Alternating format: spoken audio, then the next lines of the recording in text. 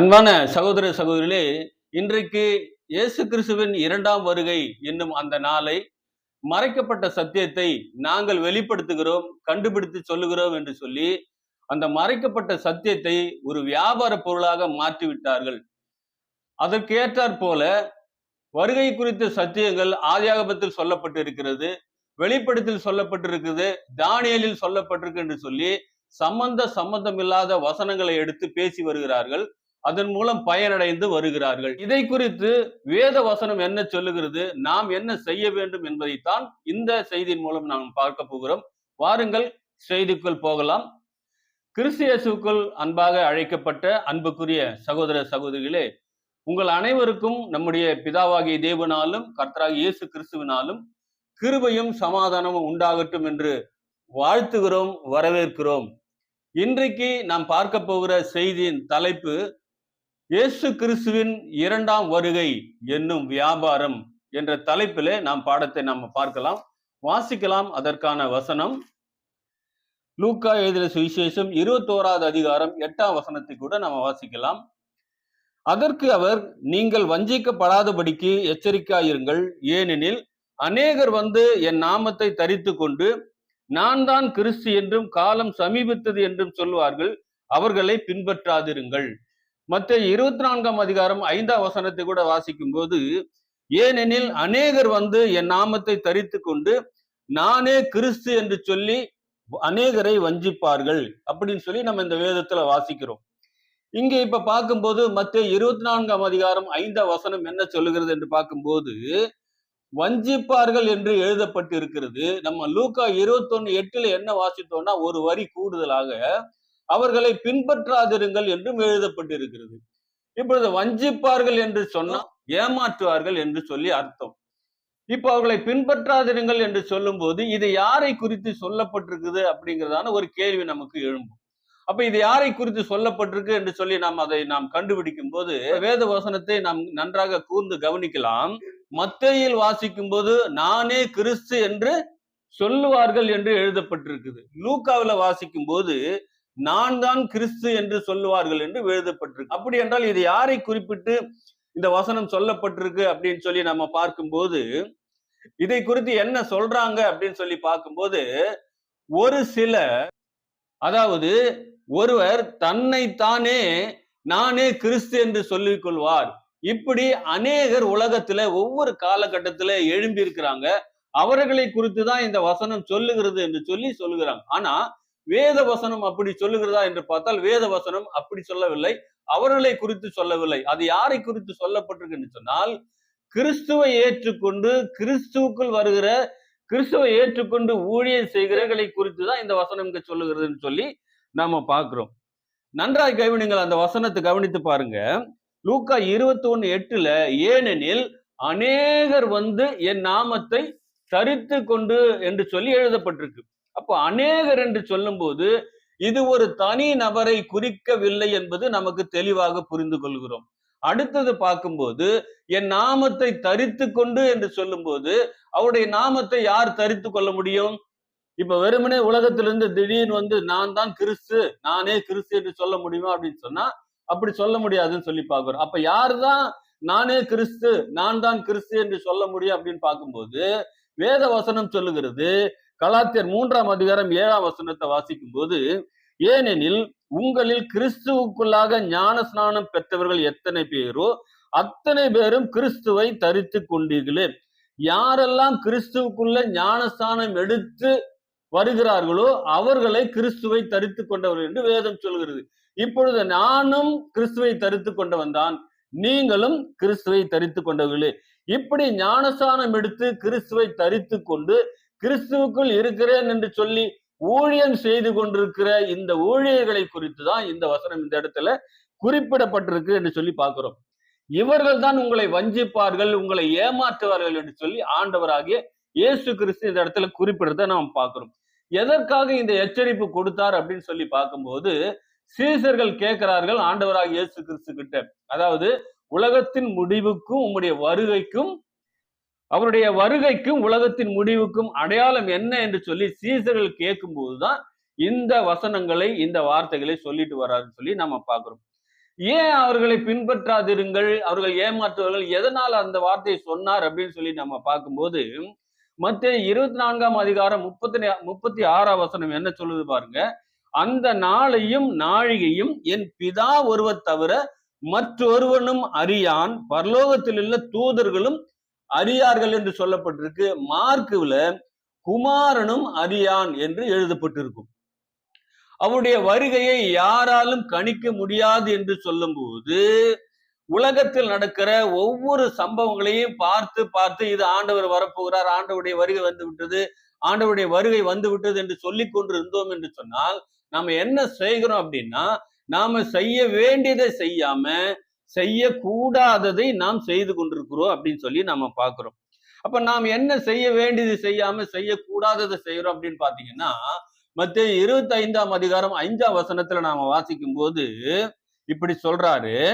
என்ன சொல்றாரு அப்படின்னு சொன்னா, மணவாளன் வர தாமதித்த போது அவர்கள் எல்லாரும் நித்திரை மயக்கமடைந்து தூங்கி விட்டார்கள்.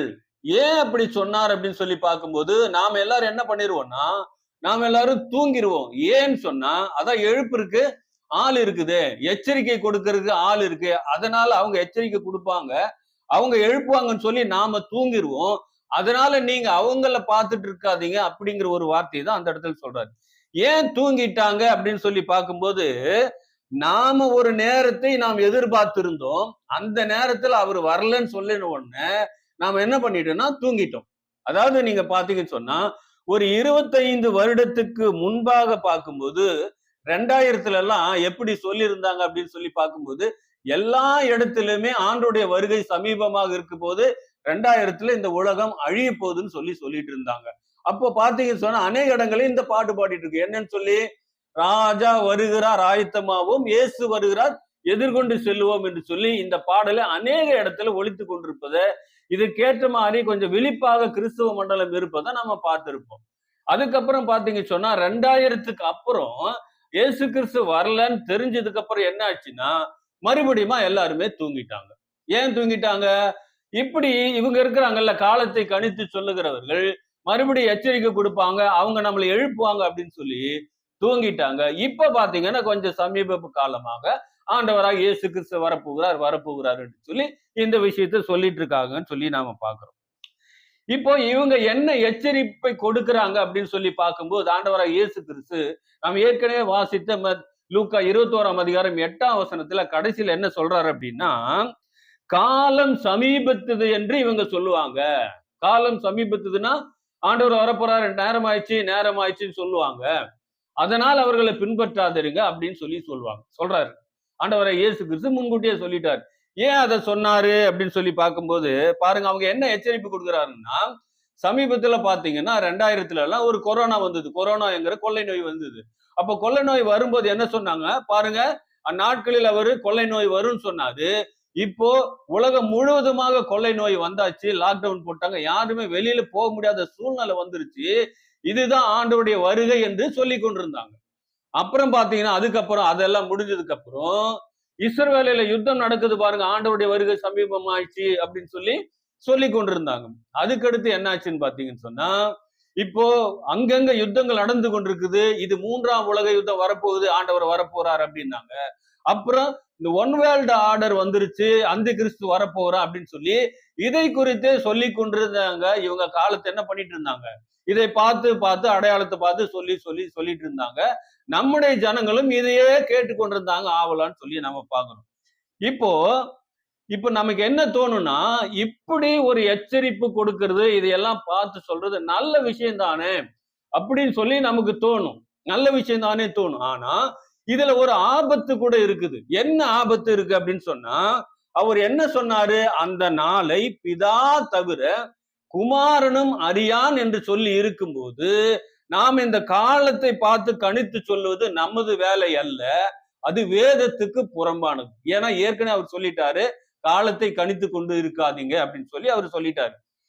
அதாவது அத்தி மரத்தையும் மற்ற எல்லா மரங்களையும் பாருங்கள் என்று சொல்லி வேதத்துல சொல்லப்பட்டிருக்கு. அது ஒரு குறிப்பிட்ட காலத்துக்காக.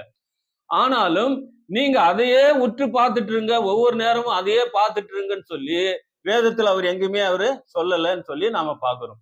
அதிலும் குறிப்பாக இந்த இரண்டாம் வருகை குறித்து சொல்லும் போது நீங்க பாத்தீங்கன்னு சொன்னா, இரண்டாம் வருகைக்கு நாம 24ஆம் அதிகாரத்திலையும் மத்தேயுல வாசிக்கும் போதும், லூக்கா 21ஆம் அதிகாரத்துல நம்ம வாசிக்கும் போதும் கூட அநேக அடையாளங்கள் சொல்லி கொண்டு இருந்தாலும் கடைசியில் என்ன சொல்ல வர்றாருன்னா, இந்த அடையாளங்களை நீங்க பார்த்துட்டு இருக்காதீங்க அப்படின்னு சொல்லிட்டு, என்ன நேரத்துல வருவேன்னு தெரியாது, திருடனை போல நான் வருவேன், அதனால நீங்க எப்பொழுதும் விழித்து கொண்டு இருங்கள் தான் சொன்னாரே ஒழிய, அந்த இடத்துல அவர் நீங்க அடையாளங்களை பார்த்து கொண்டிருங்கன்னு அவர் சொல்லவே இல்லை. அதை நம்ம நல்லா புரிஞ்சுக்கணும் அப்படின்னு சொல்லி நாம பார்க்கிறோம்.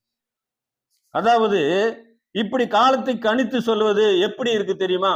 அதாவது ஒரு முதலாளிக்கு உண்மையாக வேலை செய்யாத ஒரு தொழிலாளி அவன் எப்படிப்பட்டவன்னா, முதலாளி இருக்கும்போது நல்லா உண்மையாக வேலை செய்வது போல அவன் செய்வான்.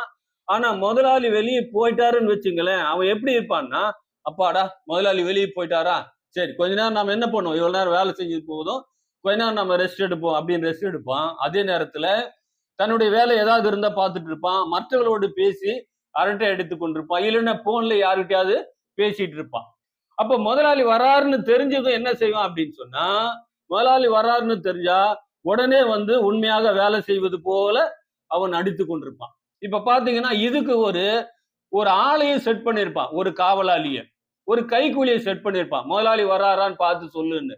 அவன் என்ன சொல்லுவான், முதலாளி வரலன்பா. அப்ப முதலாளி வரலன்னு சொல்லும்போது இவங்க பாட்டுக்கு இவங்களுடைய வேலையை பார்த்துட்டு ஏதாவது ஒரு காரியத்தை செஞ்சுட்டு இருப்பாங்க.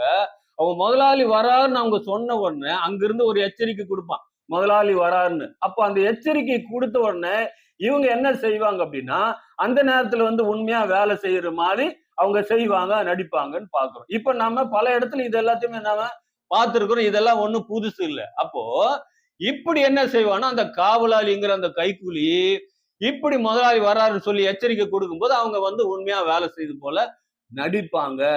இப்ப இந்த விஷயத்தை அப்படியே நீங்க இங்க கொண்டு வாங்க.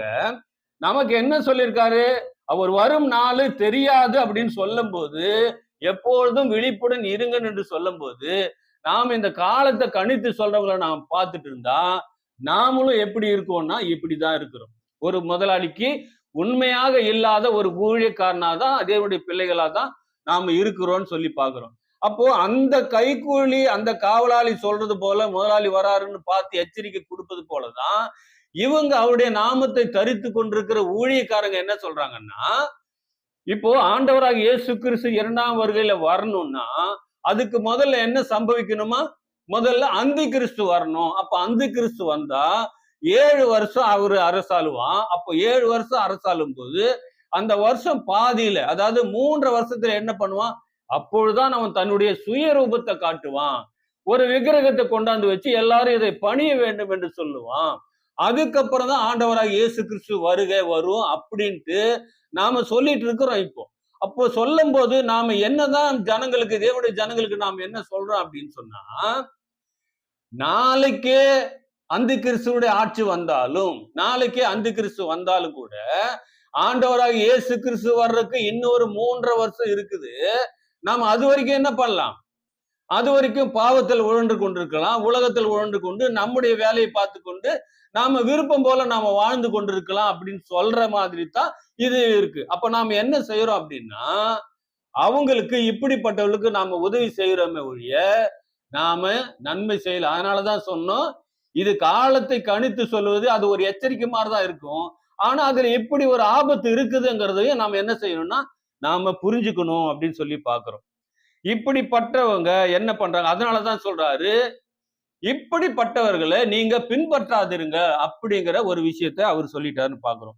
இப்போ தானியேலில் சொல்லப்பட்ட காலப்பகுதி என்ன, அதை எத்தனை வருஷம், யாரு அந்தி கிறிஸ்து, அதே நேரத்துல வெளிப்படுத்தல் சொல்லப்பட்ட முத்திரை என்பது எதை அடையாளப்படுத்துகிறது, அதனுடைய உண்மையான காரியம் என்ன என்பதை ஒரு தெளிவான விளக்கம் தெரியாம, அப்ப அந்த தீர்க்க தரிசனங்கள் எல்லாம் நடந்து விட்ட தீர்க்க தரிசனங்களா, இல்ல இனிமேதான் நடக்க போகுதா, இல்ல அதுக்கு வேற ஏதாவது ஆவிக்குரிய அர்த்தங்கள் இருக்குதா இல்லையா என்கிற உண்மையை தெளிவா தெரியாம நாம் என்ன பண்ணிட்டு இருக்கிறோம், அந்தி கிறிஸ்து வரப்போறான் முத்திரை போட போறான், அந்தி கிறிஸ்து வரப்போறான் முத்திரை போட போறான், இப்படி சொல்லி சொல்லி சொல்லியே நாம அநேக முத்திரைகளை நாம தரித்து கொண்டோம், நாம அநேக முத்திரைகளை தரித்து கொண்டோம். நல்லா கவனிங்க, எனக்கு தெரிஞ்சு 25 வருஷத்துக்கு முன்னாடி இதே குடுகுடுப்பு தான். இது சொல்லுவாங்கல்ல, குடுகுடுப்புக்காரன் நல்ல காலம் பிறக்குது நல்ல காலம் பிறக்குதுன்னு சொல்ற மாதிரி 25 வருஷத்துக்கு முன்னாடி இதே மாதிரி அனௌன்ஸ்மெண்ட் பண்ணாங்க. அப்ப அந்த காலகட்டத்துல நான் என்ன கணிப்புக்கு வச்சிருந்தேன் அப்படின்னு சொல்லி பார்க்கும்போது 1999 இது நடந்தது. இதே மாதிரி ஒரு குரூப் வந்து என்ன பண்ணாங்கன்னா, எல்லா உலகத்துல நடக்கிற எல்லா எவிடன்ஸையும் கொண்டாந்து எல்லாம் வச்சு படம் போட்டு காமிச்சு ஆண்டுடைய வருகை ரொம்ப சமீபம் அப்படின்னு சொல்லி அன்னைக்கு சொன்னாங்க. எப்போ 1999. அப்ப என்னுடைய மூளைக்கு எட்டின கணிப்பு என்ன அப்படின்னு பாத்தீங்கன்னா, எப்படி பார்த்தாலும் இன்னும் ஒரு 15 வருஷத்துக்கு மேல இந்த உலகம் தாங்காது, நிச்சயமாவே அவருடைய வருகை வந்துரும், இந்த உலகத்துக்கு ஒரு அழிவு ஏற்படும் அப்படின்னு தான் அன்னைக்கு கணித்து இருந்தோம். ஆனா பாத்தீங்கன்னா 25 வருஷம் கடந்து போயிட்டு இருக்கு. ஆனா இன்னைக்கும் அவங்க அதே விஷயத்த பண்ணி கொண்டிருக்கிறாங்க. இதுல கவனிக்க வேண்டிய விஷயம் என்னன்னு சொன்னா, நாம இத்தனை வருஷமா 25 வருஷத்துக்கு மேல இதே விஷயத்த நம்ம சொல்லி கொண்டிருக்கிறோமே, இது தவறானதாச்சு, இது வேதத்துக்கு புறம்பானதாச்சு, இப்படி நம்ம சொல்லக்கூடாதுன்னு அவங்க நிறுத்துறதே கிடையாது. மேற்கொண்டு மேற்கொண்டு இதை என்ன பண்ணிட்டு இருக்கிறாங்கன்னு இதை சொல்லி சொல்லி இது ஒரு வியாபாரமாவே ஆக்கிட்டாங்க. ஒரு வியாபாரமாவே ஆக்கிட்டாங்க. அப்ப இவ பார்க்கும்போது இவ்வளவு வருஷமாச்சு அவங்கள நிறுத்துற பாடுன்னு இல்லை. முதல்ல என்ன சொன்னாங்க அப்படின்னா, முதல்ல ரேஷன் கார்டு வரும்போது அது அநேகர் இது என்ன பண்ணக்கூடாது, இந்த ரேஷன் கார்டு நம்ம வாங்கக்கூடாது அப்படின்னா. ஏன்னா இதுதான் அந்தி கிறிஸ்து முத்திரை. அப்போ கவர்மெண்ட் என்ன சொன்னாங்க அரசாங்கம் அப்படின்னு சொல்லும்போது, இந்த ரேஷன் கார்டு இருந்தா தான் நீங்க இந்த நாட்டின் குடிமகன் பிரஜை, அப்படி இல்லைன்னு சொன்னா இந்த நாட்டின் குடிமகன் நீங்க இல்ல. நீங்க எந்த ஒரு வேலையில ஜாயின் பண்றக்கோ இல்ல எந்த ஒரு ஒரு அத்தாட்சி நீங்க குடிமகனுங்கிறதுக்கு நீங்க இதை கொண்டு போனாதான் ஒரு அத்தாட்சியா இருக்கும். அப்படி நீங்க இதை நீங்க வாங்கலைன்னா நீங்க குடிமகன் இல்லை, நீங்க எதையும் வாங்க முடியாது, விற்க முடியாது அப்படிங்கிற ஒரு விஷயத்த சொல்லி இதுதான் அந்தி கிறிஸ்து முத்திரைன்னு சொல்லி அன்னைக்கு சொல்லிட்டு இருந்தாங்க. கொஞ்சம் பேர் அதை வாங்காமல இருந்தாங்க. அப்புறம் என்னாச்சு, கால போகல எல்லாமே என்னாச்சுன்னா அது அப்படியே பழகி போயிருச்சு. எல்லாரும் அதுக்கு என்ன பண்ணிட்டாங்க, அதை வாங்கி கொண்டாங்க. அதுக்கு இப்போ ரேஷன் கார்டு இல்லாதவங்க யாரும் இல்லை அப்படின்னு சொல்லி நம்ம பாக்குறோம். அடுத்து என்னாச்சுன்னா www.comங்கிற ஒரு வலைதளம் வந்துருச்சு. அப்படின்னா வேர்ல்டு வைடு வெப்சைட், உலகளாவிய வலைதளம் அப்படிங்கிற ஒரு விஷயம் வந்ததுக்கு அப்புறம் என்ன சொன்னாங்கன்னா, இந்த W என்கிற எண்ணு 6 என்கிற நம்பர் தான் குறிக்குது. அப்ப டபிள்யூக்கு 6ன்னு சொன்னா 3 W இருக்குன்னா 3 6 போட்டா அது 666 அது அடையாளப்படுத்துகிறது. அதனால இது அந்தி கிறிஸ்துவின் முத்திரை. அதனால நாம என்ன செய்யக்கூடாது, உலகத்தார் இதை தரித்து கொண்டாலும் கிறிஸ்தவ மக்களாகிய நாம் இதை என்ன செய்யக்கூடாதுன்னா, நாம இதை தரித்து கொள்ளக்கூடாது என்று சொல்லி அநேகருக்கு எச்சரிக்கை கொடுத்துட்டு இருந்தாங்க. ஆனா காலப்போக்குல யாரெல்லாம் எச்சரிக்கை கொடுத்தாங்களோ அவங்களே அதை புல்பீட்ல வச்சு அதை என்ன பண்ணாங்க, அதுக்கு அடிமையாகி பேச ஆரம்பிச்சாங்கன்னு பார்க்கிறோம். அதுக்கு அடிமையாயிட்டாங்க, அதுக்கு அடாப்ட் ஆயிட்டாங்கன்னு சொல்லி பார்க்கிறோம். இப்ப பாத்தீங்கன்னா அது என்ன இருக்குது, எல்லார்கிட்டயும் இருக்கு, அது சட்ட பாக்கெட்டுக்குள்ளேயே வந்தாச்சுன்னு சொல்லி பார்க்கிறோம். இப்ப என்னாச்சு, இந்த முத்திரையும் போயிடுச்சுங்களா. அடுத்து ஓட்டர் ஐடி வந்தது, அதுக்கப்புறம் பேன் கார்டு வந்தது. பேன் கார்டு வரும்போதும் கூட இதை நீங்க பேங்க்ல இணைக்கணும், இதை செல்போனை இணைக்கணும். நீங்க அப்படி இல்லைன்னா நீங்க வியாபாரம் பண்ண முடியாது, பிசினஸ் பண்ண முடியாதுன்னு சொல்லி ஒரு செக் வச்சாங்க கவர்மெண்ட்ல. அப்பவும் எல்லாரும் என்ன பண்ணிட்டாங்க, அதை போய் இணைத்து கொண்டாங்கன்னு பார்க்கணும். அப்போ இப்ப இதை தாண்டி என்ன விஷயம் வந்திருக்குன்னா, ஆதார் கார்டுங்கிற ஒண்ணு ஒரு அட்டை வந்துருச்சு.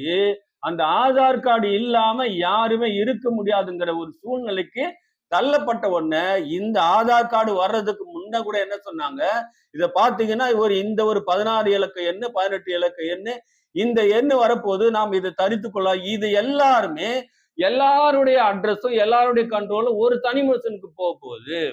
அதனால நாம அதை தரித்து கொள்ளக்கூடாதுன்னு சொல்லி இது வர்றதுக்கு முன்னாடியே இது ஒரு விஷயத்த சொல்லிட்டு இருந்தாங்க. அப்ப என்னாச்சுன்னு பார்க்கும்போது இப்ப ஸ்கூல்ல சின்ன பிள்ளைங்களுக்கு கூட அந்த ஆதார் கார்டை எடுக்கிறாங்க, ஆதார் கார்டு இல்லாம இருக்கக்கூடாதுங்கிற நிலை வந்துருச்சு. அப்ப அப்படி வரும்போது என்ன ஆச்சுன்னா எல்லாருமே அதை என்ன பண்ணிட்டோம், அதை தரித்து கொண்டோம். இன்னும் கேட்டா ஆதார் கார்டு எடுக்கணும்னா அதுக்கு முன் வரிசையில கூட போய் நாம் நிக்கிறதுக்கு தயாராக வந்துட்டோம். அப்போ கால சூழ்நிலை எப்படி மாறுது பாருங்க. இப்போ நாம அதுக்கு எல்லாமே ஒத்துக்கொண்டு வந்துட்டோம், ஒத்துழைச்சிட்டோம். இப்போ ஆதார் கார்டு இல்லாம யாருமே இல்லை அப்படின்னு சொல்லி பாக்குறோம். எங்கேயாவது ஒருத்தர் இருக்கலாம்னு வச்சுங்க. ஆனா முழுவதுமாக இன்னைக்கு எல்லார்கிட்டையும் ஆதார் கார்டு இருக்கு. நாம அந்த முத்திரைக்கு என்ன பண்றோம், அடாப்ட் ஆகி வந்துட்டோம், ஒத்துழைச்சு வந்துட்டோம். அது கால சூழ்நிலை. அப்போ நம்ம என்ன சொல்றோம்னா, ஆரம்பத்துல இதை சொல்லி சொல்லி சொல்லி கிறிஸ்துவ மக்களை என்ன பண்ணாங்க, ஒரு பயமுறுத்தி, ஒரு ஏமாத்தி, இப்படி ஒரு வியாபாரத்தை பண்ணிக்கொண்டே இருந்தாங்க. வியாபாரத்தை பண்ணிக்கொண்டே இருந்தாங்க.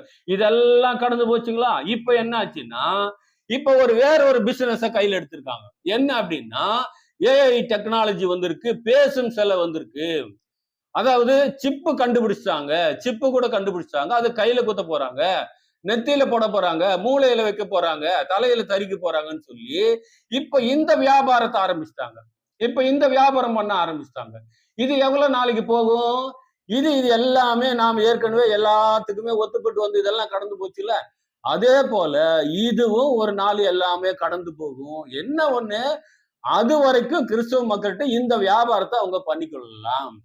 இததான் நாம சொன்னோம், இயேசு கிறிஸ்துவின் 2ஆம் வருகை என்னும் வியாபாரம் அப்படின்னு சொல்லி நாம நம்முடைய ஜனத்துக்கு இந்த விழிப்புணர்வை நாம் ஏற்படுத்தி கொண்டிருக்கிறோம். அது நம்ம மேல விழுந்த கடமையாக இருக்குது அப்படின்னு சொல்லி நான் இந்த நேரத்துல நாம பதிவு செய்யறோம். அப்ப இது சொல்லி சொல்லியே கிறிஸ்துவ மக்களோட வியாபாரம் பண்ணிட்டு இருந்தாங்க. அப்ப இப்படித்தான் 2ஆம் வருகை என்னும் வியாபாரம் நடந்து கொண்டிருக்குது. இதைத்தான் சொன்னார் ஆண்டவராக இயேசு கிறிஸ்து. காலம் சமீபித்ததுன்னு சொல்லுவாங்க, இவங்களை நீங்க பின்பற்றாதிருங்க அப்படின்னு சொல்லி ஆண்டவராக இயேசு கிறிஸ்து சொல்றதை நாம ஞாபகப்படுத்திக்கலாம். அப்போ இப்படி பண்ற இந்த வியாபாரம் செய்வது யாருடைய வேலை அப்படின்னு சொல்லி பார்க்கும்போது, எசேக்கியேல் 28ஆம் அதிகாரம் 5ஆம் வசனத்துல வாசிக்கலாம். உன் வியாபாரத்தினாலும் உன் மகா ஞானத்தினாலும் உன் பொருளை பெருக பண்ணினாய், உன் இருதயம் உன் செல்வத்தினால் மேட்டிமையாயிற்று அப்படின்னு சொல்லி இந்த இடத்துல யாரை குறித்து சொல்றாருன்னா, லூசிபரை குறித்து சொல்றாரு, சாத்தானை குறித்து சொல்றாரு. அவன் இப்படிதான் என்ன பண்ணிட்டு இருந்தான், ஆரம்பத்துல இருந்து இந்த ஒரு வியாபாரத்தை பண்ணி கொண்டிருந்தான். தேவனுடைய பிள்ளைகளும் வியாபாரம் பண்ணணும் தான். அந்த வியாபாரம் எது? இயேசு கிறிஸ்துக்கு ஏற்ற நல்ல வியாபாரத்தை நாம பண்ணணுமே ஒழிய, இப்படி போன்ற வியாபாரத்தை நாம என்ன செய்யக்கூடாது, நாம செய்யக்கூடாதுன்னு பார்க்க. அப்ப இது யாருடைய வேலைன்னா, இது சாத்தானுடைய வேலை, அவனுடைய வஞ்சக செயல். அதனால தான் ஆண்டவராக இயேசு கிறிஸ்து சொல்லும் போது என்ன சொன்னாரு, நீங்க வஞ்சிக்கப்படாது இருங்க, காலம் சமீபித்தது என்று சொல்லுவாங்க, அநேகர் உங்களை ஏமாத்துவாங்கன்னே சொன்னார். அப்போ நாம இதுல இந்த செய்தியில நாம என்ன சொல்ல வருகிறோம் அப்படின்னு சொல்லி பார்க்கும்போது, வசனத்தை வாசிக்கலாம். மத்திய 24ஆம் அதிகாரம் 42ல இருந்து 44 வரைக்கும் உள்ள அந்த வசனங்களை நம்ம வாசிக்கலாம். உங்கள் ஆண்டவர் இன்ன நாழிகையிலே வருவார் என்று நீங்கள் அறியாதிருக்கிறபடியால் விழித்திருங்கள். 43ஆம் வசனம், திருடன் இன்ன ஜாமத்தில் வருவான் என்று வீட்டெஜமான் அறிந்திருந்தால் அவன் விழித்திருந்து தன் வீட்டை கன்னமிட ஒற்றான் என்று அறிவீர்கள். நீங்கள் நினையாத நாழிகையில் மனுஷகுமாரன் வருவார், ஆதலால் நீங்களும் ஆயத்தமாருங்கள். பாருங்க, வசனத்தை எவ்வளவு தெளிவா சொல்லிட்டாரு பாருங்க. ஒரு திருடன் வர்றாருன்னு சொன்னா அந்த வீட்டு எஜமானுக்கு தெரிஞ்சிருந்தா அவன் உஷாரா விழித்திருந்து திருட வந்து கொள்ளை அடிக்காம என்ன செய்வான், அவன் பாதுகாத்து இருக்க முடியும்ல. அப்ப திருடன் வருவது யாருக்குமே தெரியாது இல்ல, அப்படிங்கிற விஷயத்த சொல்றாரு. இந்த நாழிகையில இந்த நேரத்துல வருவான்னு தெரியாது அப்படின்ற, அதே போலதான் சொல்றாரு. அப்ப இதே போல அநேக வசனங்கள் இதே விதம் தான் சொல்லிக்க, அவர் மாத்தி சொல்லவே இல்லை. நீங்க மத்தேயு 25ஆம் அதிகாரம் 13ஆம் வசனத்துல கூட இதே சொல்றாரு. மனுஷகுமாரன் வரும் நாளையாவது நாழிகையாவது, அந்த நேரம் 4 நிமிஷம் எதுவுமே உங்களுக்கு தெரியாது, ஆகையினால நீங்க விழிப்போட இருங்க அப்படிங்கிற ஒரு விஷயத்தை தான் சொல்றாரு. அது மட்டும் இல்ல, 1 தெசலோனிக்கர் 5ஆம் அதிகாரம் 2ஆம் வசனத்தில் கூட அவரு திருடனை போல வருவார் என்றுதான் அங்க குறிப்பிடப்பட்டிருக்கு. நீங்க 1 தெசலோனிக்கர் 5:4 இதையே தான் சொல்றாரு. 2 பேதுரு 3ஆம் அதிகாரம் 10ஆம் வசனத்திலும் கூட திருடனை போல வருவேன் தான் அங்கேயும் அப்போஸ்தலனாகிய பேதுரு சொல்றாருன்னு பாக்குறோம். அடுத்து வெளிப்படுத்தல் 16ஆம் அதிகாரம் 15ஆம் வசனத்துல வாசிக்கும் போதும் கூட இதோ திருடனை போல வருகிறேன், தன் மானம் காணப்படத்தக்கதாக நிர்வாணமாய் நடவாதபடிக்கு விழித்து கொண்டு தன் வஸ்திரங்களை காத்து கொள்ளுகிறவன் பாக்கியவான் என்று சொல்லி இந்த வசனங்கள் எல்லாம் என்ன சொல்றாரு பாருங்க. திருடன் வருவது எப்படி தெரியாதோ அதே போல நான் வருவதும் யாருக்குமே தெரியாது, அதனால நீங்க எச்சரிக்கையா இருங்கன்னு சொல்லி அநேக வேத வசனங்கள் மூலமாக நமக்கு வேதத்திலிருந்து எச்சரிப்பு கொடுத்து கொண்டே இருக்கிறார். ஆனா நாம இந்த எச்சரிப்புகளை கவனிக்காம நாம என்ன பண்ணிட்டு இருக்கிறோம்னா, உலகத்தை பார்த்துட்டு இருக்கிறோம். இப்படி எச்சரிக்கை சொல்றவங்களை தான் நாம பார்த்து நம்ம கவனிச்சுட்டு இருக்கிறோம். அப்ப இந்த வேலையை நாம செய்யக்கூடாது. நாம இதை விட்டுட்டு நாம அடையாளத்தை பார்த்து கொண்டிருந்தா என்ன அர்த்தம்? அடையாளத்தை யாருதான் பார்ப்பாங்க? ஆண்டவராக இயேசு கிறிஸ்து சொல்லும்போது என்ன சொல்றாரு? மாம்ச இஸ்ரவேலர் அடையாளத்தை பார்ப்பாங்க, கிரேக்கர்கள் ஞானத்தை தேடுவாங்க, நாம விசுவாசிகள், நமக்கு பேரு விசுவாசிகள், பெலிவர். அப்போ தேவனுடைய வார்த்தையை நாம நம்புறவங்க, நாம அடையாளத்தையோ ஞானத்தையோ தேடுகிறவர் அல்ல, வேத வசனத்தின் மேல விசுவாசத்தை வைத்து அந்த விசுவாசத்தை, அந்த வசனத்தை தான் பார்க்கணும். நம்ம அப்போஸ்தலனாகிய பேதுரு சொல்லும் போது என்ன சொல்றாரு? உங்கள் இருதயங்கள்ல இருளுள்ள ஸ்தலத்துல பிரகாசிக்கிற விளக்க போல அந்த வசனத்தை நீங்க கவனிச்சிருக்கிறது தான் நல்லா இருக்குன்னு சொன்னாரே ஒழிய, நீங்க காலத்தை நீங்க பார்த்துட்டு இருங்கன்னு எங்கேயுமே என்ன பண்ணல, சொல்லலைங்கிறத நாம நன்றாக அதை நான் புரிஞ்சுக்கணும். அப்ப இன்னொரு முக்கியமான வசனத்தை பத்தியும் நாம அறிந்து கொள்ள வேண்டும். இன்னொரு முக்கியமான வசனத்தை பத்தியும் நாம் அறிந்து கொள்ள வேண்டும். அதை நம்ம வாசிக்கலாம். 1 தெசலோனிக்கேயர் 4ஆம் அதிகாரம் 16, 17 இந்த 2 வசனத்தை வாசிக்கும் போது, ஏனெனில் கர்த்தர் தாமே ஆரவாரத்தோடும் பிரதான தூதனுடைய சத்தத்தோடும் தேவ எக்காலத்தோடும் வானத்திலிருந்து இறங்கி வருவார். அப்பொழுது கிறிஸ்துவுக்குள் மரித்தவர்கள் முதலாவது எழுந்திருப்பார்கள். பின்பு உயிரோடு இருக்கும் நாமும் கர்த்தருக்கு எதிர்கொண்டு போக மேகங்கள் மேல் அவர்களோட கூட ஆகாயத்தில் எடுத்து கொள்ளப்பட்டு இவ்விதமா எப்பொழுதும் கர்த்தருடனே கூட இருப்போம். இந்த வசனத்துல 2 விஷயங்கள் நடக்குது, 2 சம்பவங்கள் நடக்குது. ஒண்ணு என்னவென்னு பாத்தீங்கன்னா, அவர் வானத்திலிருந்து இறங்கி வருவது ஒரு விஷயம், அவர் வானத்திலிருந்து இறங்கி வரணும். அடுத்தது, பூமியில உயிரோடு இருக்கிறவர்கள், அவருடைய வருகைக்காக காத்து கொண்டிருக்கிறவர்கள் இங்கிருந்து எதிர்கொண்டு போகணும். அப்ப 2 விஷயங்கள் நடக்குது அப்படின்னு சொல்லி நம்ம பாக்குறோம். இப்ப இங்க என்ன நாம கவனிக்கிறோம்னா, அப்போ அவர் வரும்போது, அவருடைய வருகையில வரும்போது உயிரோடு இருக்கிறவங்க எதிர்கொண்டு போகலாம், அது சரியானதுதான். ஆனா அவர் வருவது தாமதமாகி கொண்டே இருக்குது. அவர் போகும்போது சொன்னார், கிட்டத்தட்ட 2000 வருஷம் ஆயிடுச்சு, அவர் வருவது தாமதமாகி கொண்டே இருக்குது அப்படின்னு சொல்றனால ஆரம்பத்திலிருந்து இந்த வசனத்தை வார்த்தைகளை கேள்விப்பட்டாங்க. அவர் வர்ற வரைக்கும் இந்த பூமியிலேயே இருக்க முடியுதுங்களா? அவர் வர்ற வரைக்கும், அவர் வரட்டும் சொல்லி பூமியிலே காத்து கொண்டு இருக்க முடிகிறதா? முடியுமா? அப்படின்னா காத்து கொண்டிருக்க முடியாது. ஏன்னா ஒவ்வொருத்தரும் அவங்க ஆயுசு நாள் முடியும் போது, அவர்களுடைய ஓட்டத்தை முடிக்கும் போது அவர்கள் பூமியிலிருந்து கடந்து போய்கொண்டேதான் இருக்கிறாங்க. அவர் வர்ற வரைக்கும் நாம காத்திருக்க முடியாது. ஏதோ ஒரு வகையில ஒவ்வொருவரும் என்ன செய்யறாங்கன்னா, இந்த பூமியிலிருந்து கடந்து போயிட்டே தான் இருக்கிறாங்க. அப்ப நாம இந்த இடத்துல நம்ம என்ன கவனிக்கணும் அப்படின்னு சொல்லி நம்ம பார்க்கும்போது, அவர் எப்ப வருவாருன்னு சொல்லி நாம அடையாளத்தை பார்த்து கொண்டிருப்பது நம்முடைய வேலை இல்ல. அவர் எப்ப வந்தாலும் பரவாயில்ல, நான் ஆயத்தமா இருக்கிறேன்னு சொல்லி ஆயத்தமா இருக்கணும் அப்படிங்கிறது தான் நாம இங்க கவனிக்க வேண்டிய விஷயம். சரிங்களா? சரி, அவர் எப்பொழுது வந்தாலும் பரவாயில்ல, நான் ஆயத்தமா இருக்கிறேன்னு சொல்லி நாம இருக்கணும். அதுதான் நாம செய்ய வேண்டியது, அதுதான் புத்திசாலித்தனம் அப்படின்னு சொல்லி பார்க்கிறோம். இப்போ நாம பார்த்த இந்த விஷயத்த வேதத்துல பதிவு பண்ணி வச்சிருக்காரு. அதை கூட நம்ம வாசிக்கலாம். லூக்கா 21ஆம் அதிகாரம் 34ஆம் வசனத்துல, உங்கள் இருதயங்கள் பெருந்திண்டியினாலும் வெறியினாலும் லௌகீக கவலையினாலும் பாரம் அடையாதபடிக்கும் நீங்கள் நினையாத நேரத்தில் அந்த நாள் உங்கள் மேல் வராதபடிக்கும் எச்சரிக்கையாயிருங்கள் சொல்றாரு. இந்த இடத்துல பாருங்க, அந்த நாள் உங்கள் மேல் வராதபடிக்கு எச்சரிக்கையா இருங்கள் அப்படிங்கிற ஒரு விஷயத்தை தான் சொல்றாரு. நாம மத்தேயில கூட நம்ம வாசிக்கலாம். மத்தேயில வாசிக்கும் போது என்ன சொல்றாரு பாருங்க, அந்த ஊழியக்காரனும் பொல்லாதவனா இருந்து என் ஆண்டவர் வர நாள் செல்லும் என்று தன் உள்ளத்திலே சொல்லி கொண்டு தன் உடன் வேலையாட்களை அடிக்க தொடங்கி வெறியோடே புசிக்கவும் குடிக்கவும் தலைப்பட்டால் அந்த ஊழியக்காரன் நினையாத நாளிலும் அறியாத நாழிகையிலும் அவனுடைய எஜமான் வந்து அவனை கடினமாய் தண்டித்து மாயக்காரரோடு அவனுக்கு பங்கை நியமிப்பான். அங்கே அழுகையும் பற்கடிப்பும் உண்டாயிருக்கும். அப்ப நாம் இந்த வாசித்த 2 வசனங்களில நாம என்ன புரிஞ்சு கொள்ளுகிறோம் அப்படின்னு சொன்னா, அந்த நாள் உங்கள் மேல் வராதபடிக்கு அப்படிங்கிற ஒரு பர்டிகுலரான விஷயத்த சொல்றாரு. அப்ப அந்த நாள் உங்கள் மேல் வராதபடிக்குன்னா அதனுடைய அர்த்தம் என்ன அப்படின்னு சொல்லி பார்க்கும்போது, அந்த நாள்ங்கிறது என்ன, அது எப்படிப்பட்டதா இருக்கும் அப்படின்னு சொல்லி வாசிக்கும் போது, செப்பனியா 1ஆம் அதிகாரம் 15ஆம் வசனத்துல அதுக்கு உண்டான விளக்கம் இருக்கு பாருங்க, வாசிக்கலாம். அந்த நாள் உக்கிரத்தின் நாள், அது இக்கட்டும் இடுக்குமுமான நாள், அது அழிவும் பாழ் கடிப்புமான நாள், அது இருளும் அந்தகாரமான நாள், அது மப்பும் மந்தாரமான நாள். இங்க பாருங்க, அந்த நாள் என்பது அது மகிழ்ச்சியான ஒரு நாள் அல்ல. எல்லோரும் களி கூறக்கூடிய, சந்தோஷப்படக்கூடிய அது நாள் அல்ல. அது ஒரு துக்கமான நாள். அந்த நாளிலே ஒரு அழிவு ஏற்படும், அநேகர் மரித்து போவாங்க. அது ஒரு துக்கமான நாள் என்று சொல்லி இந்த இடத்துல வேதம் பதிவு செய்யறதை நம்ம பார்க்கிறோம். இப்ப என்ன சொல்றாரு? அந்த நாள் உங்கள் மேல் வராதபடிக்கு நீங்கள் எச்சரிக்கையா இருங்க. அப்போ அநேக வசனங்களை, அநேக எச்சரிப்புகளை வேதத்தின் மூலம் நாங்கள் கொடுத்து கொண்டே இருந்தோம். வேதத்துல அநேக எச்சரிப்புகள் இருக்கு அப்படின்னு சொல்லி வெளிப்படுத்தி கொண்டே இருந்தோம். நீங்க அதை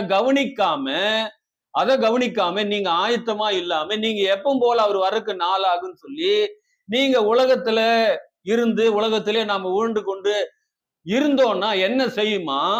அந்த நாள் பின்னாடி வரக்கூடிய வருகையில சம்பவிக்கக்கூடிய அழிவு, அந்த துக்கமான சம்பவங்கள் எப்ப நடக்குமா?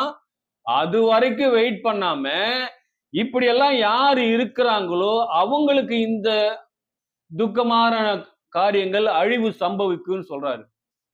நல்லா புரிஞ்சுங்க. பேதுரு சொல்லும்போது என்ன சொல்றாரு பாருங்க. அந்த நாள்ல என்ன சம்பவிக்கும்?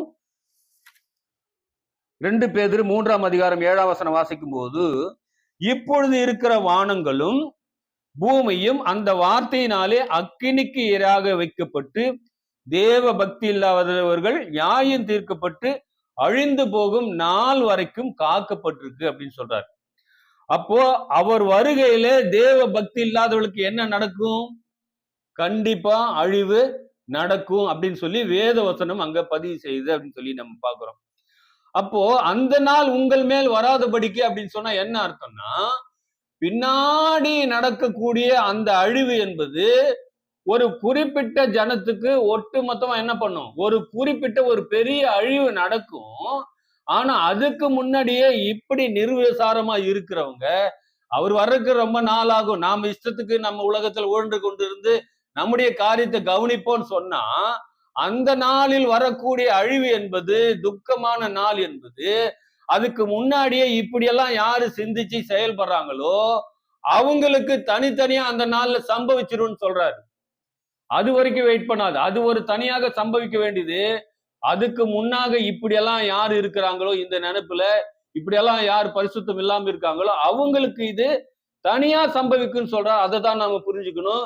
இந்த வசனங்கள் வேறொரு காலத்தையோ அவர் வரும்போது சம்பவிப்பதை இந்த இடத்துல எழுதப்பட்டிருக்குன்னு சொல்லி நாம தவறாக புரிந்து கொள்ளக்கூடாது.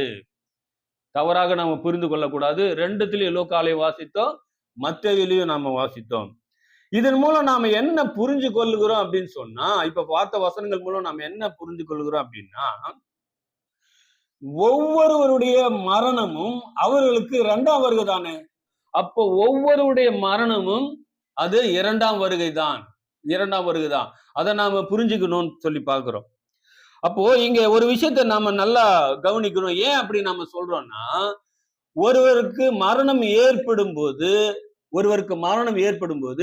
அவர் எதற்கு பாத்திரவான் என்று தீர்மானிக்கப்படுகிறது.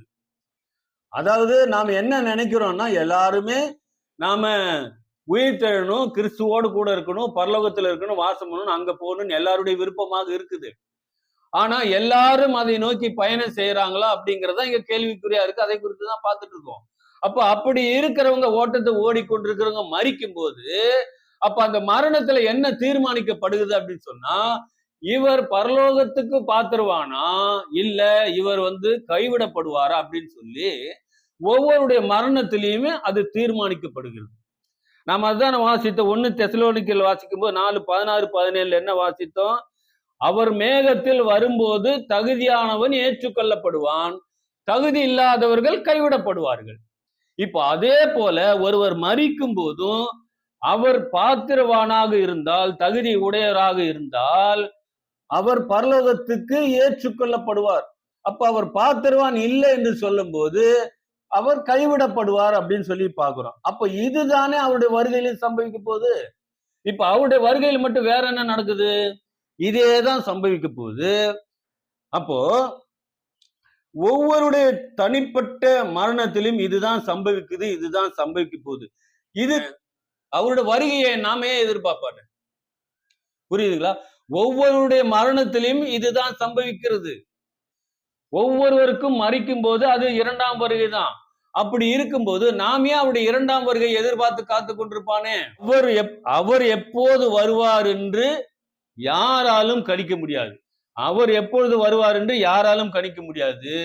நமக்கு மரணம் எப்பொழுது நேரிடும் என்று யாராலுமே கணிக்க முடியாது. இந்த ரெண்டு விஷயத்தையும் நாம கணிக்க முடியாதுன்னு சொல்லி பார்க்கிறோம். அப்போ நாம என்ன செய்யணும் அப்படின்னா, இரண்டாம் வருகை என்னும் விஷயத்தை மறந்துடுங்க.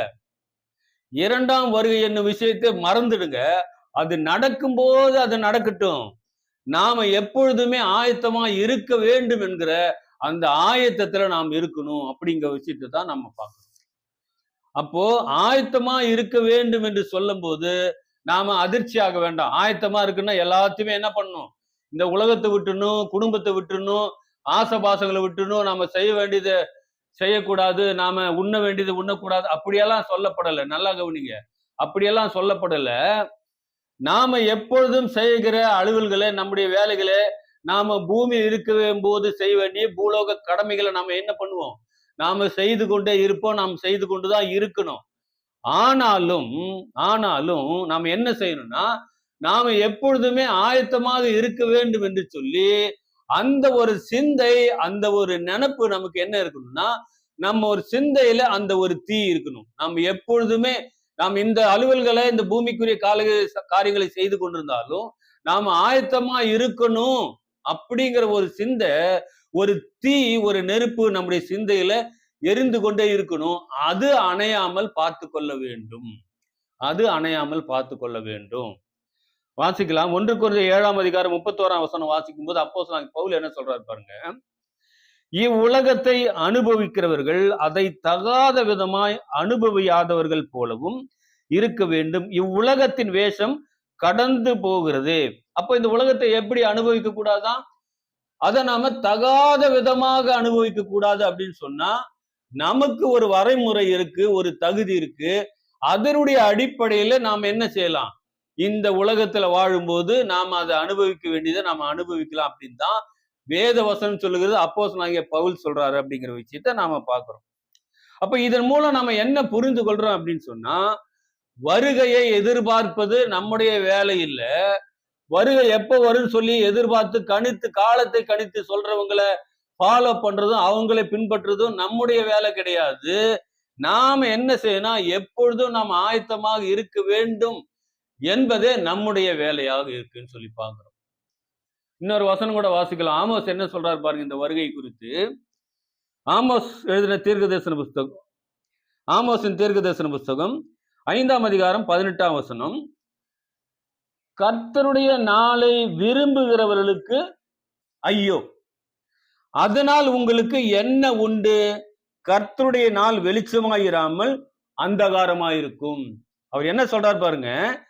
கர்த்தருடைய நாளை விரும்புகிறவர்களுக்கு ஐயோ அப்படின்ட்டாரு. அவர் எப்ப வருவாரு, இதை பார்த்து இதை பண்ணிட்டு இருந்தீங்கன்னா ஐயோன்னு என்ன அர்த்தம்? அதை விவரிக்க முடியாத துக்கம்னு அர்த்தம். அது நமக்கு வேண்டாம். அடுத்து என்ன சொல்றாரு? அதனால உங்களுக்கு என்ன உண்டு அப்படின்னா என்ன அர்த்தம்?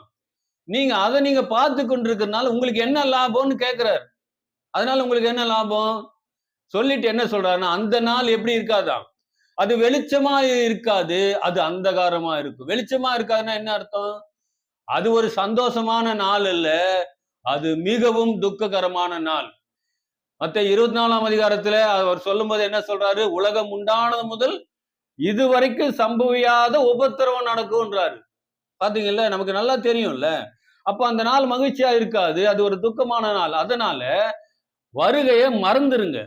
அது வரும்போது வரட்டும். நாம செய்ய வேண்டியது எப்பொழுதும் ஆயத்தமா இருக்க வேண்டும் என்கிற அந்த ஒரு நினைப்போட நாம ஆயத்தமாக இருப்போம். அப்படிங்கிறது தான் இந்த வேத வசனத்தின் மூலம் நாம பார்க்கிறோம். ஆமோஸ் ரொம்ப தெளிவா சொல்லிட்டார். இப்போ இந்த இரண்டாம் வருகைக்கு இன்னொரு முகம் ஒண்ணு இருக்கு. அது என்ன முகம் அப்படின்னு சொல்லி பார்க்கும்போது, இந்த ஒரு சிலர் என்ன சொல்றாங்க அப்படின்னா, நாம இரண்டாம் வருகை நாம் எதிர்பார்த்து கொண்டிருக்கிற ஒரு குரூப். இன்னொரு சிலர் என்ன சொல்றாங்க அப்படின்னா, அவர் 2ஆம் வருகையில வந்து 25 வருஷம் ஆயிடுச்சு. அவரு 2000 வந்துட்டாரு. தேவனுடைய ராஜ்யமே ஸ்டார்ட் ஆயிட்டு இருக்கு அப்படின்னு சொல்லி ஒரு சிலர் சொல்றாங்க. இன்னொருத்தர் என்ன சொல்றாங்க அப்படின்னா, 75 வருஷம் ஆயிடுச்சுங்க அவர் வந்து 2ஆம் வருகையில வந்து அப்படின்னு இன்னொருத்தர் சொல்றாங்க. இன்னொரு சிலர் என்ன சொல்றாங்க அப்படின்னா, 100 வருஷத்தை தாண்டிருச்சு அவர் வந்து அப்படிங்கிற மாதிரி சொல்லிட்டு இருக்காங்க. இப்படி எல்லாமே உபதேசங்கள் இருக்கு. இப்படி எல்லாம் உபதேசம் இருக்கு அப்படின்னு சொல்லி இந்த வருகை எதிர்பார்த்து கொண்டிருக்கிறவங்களுக்கு தெரியுமா தெரியாதா அப்படின்னு தெரியல. இப்படி எல்லாம் உபதேசம் இருக்கு. நாம இதை குறித்து தேவைப்பட்டா நாம என்ன செய்யலாம்னா, இதை குறித்து கூட நாம ஒரு காணொளி மூலமாக அதை நம்ம பார்க்கலாம். அப்ப நாம இப்ப செய்ய வேண்டியது, நாம எப்பொழுதுமே நாம ஆயத்தமா இருக்கணும் அப்படிங்கிற ஒரு விஷயத்த அதை ஃபாலோ பண்ணி நாம ஆயத்தமா இருக்கணும். நாம இந்த காலத்தை கணித்து சொல்லுகிறவர்களை பின்பற்றாதீர்கள் என்று சொல்லி நாம சொல்லல. ஆண்டவராக இயேசு கிறிஸ்துவே சொல்லிட்டாரு. அதுல ஒரு ஆபத்தும் இருக்குதுன்னு சொல்லி இந்த வசனங்கள் எல்லாம் நமக்கு தெளிவா சொல்லுகிறது அப்படிங்கிறத நாம பார்த்துட்டோம். இதை குறித்து உங்களுக்கு கேள்விகள், சந்தேகங்கள் ஏதாவது இருக்குன்னா எங்களுக்கு நீங்க தெரியப்படுத்துங்க. இந்த இந்த சேனலை நீங்க சப்ஸ்கிரைப் பண்ணணும்னு வேண்டிக்கிறோம். நீங்க எங்களோடு இணைந்து இந்த ஊழியத்தை நிறைவேற்றும் வேண்டும் என்று உங்களை தாழ்மையா கேட்டுக்கொள்கிறோம். தேவன் தாமே உங்களை ஆசீர்வதிப்பாராக. தேவனுடைய நாமம் மட்டும் மகிமைப்படுவதாக. ஆமென்.